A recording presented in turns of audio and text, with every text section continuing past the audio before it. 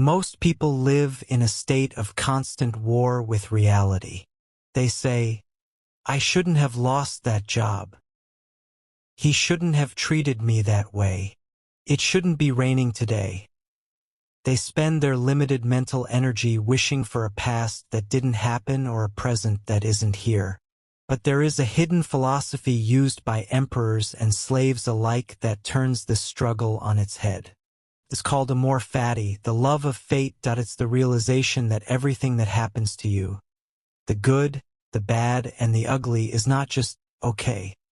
It is exactly what you needed. Welcome to Next Level You.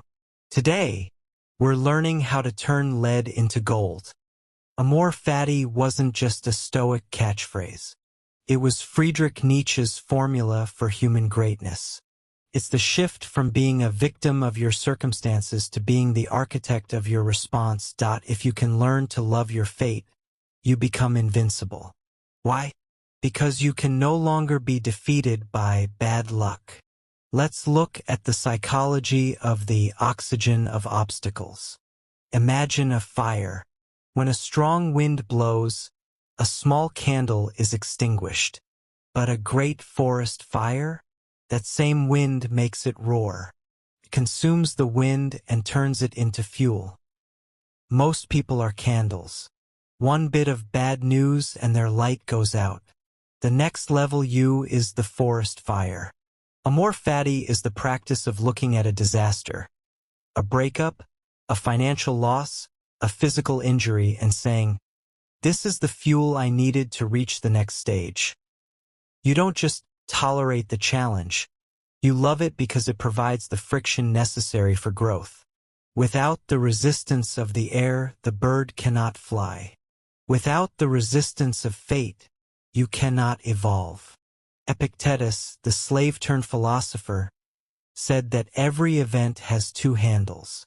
One handle will support the weight, and the other will not. If your brother treats you poorly, you can pick it up by the handle of injustice and resentment. That handle will break you. Or you can pick it up by the handle of, this is an opportunity to practice patience and self-control. Amor Fati is choosing the right handle. It is the mental discipline to stop asking, why is this happening to me? And start asking, why is this happening for me? This isn't toxic positivity. It's high-level pragmatism. You cannot change the event, but you have 100% control over the handle you choose. How do you practice this in 2026? Use the Jocko Willink method of good. Mission canceled? Good. We can focus on another project. Didn't get the promotion? Good. More time to build my own business. Got injured? Good. I can focus on my mental training while I heal. When you treat every setback as a gift, you eliminate the concept of failure from your life. You are no longer waiting for the perfect conditions to be happy. The conditions are always perfect because you decided they are. Your life is a story, and a story with no conflict is a boring story that no one wants to read. Stop wishing for a life without storms. Start learning to love the rain. Everything that has happened to you has led you to this moment, and this moment is exactly where you are meant to start. This is Next Level You. Love your fate. Let's get to work.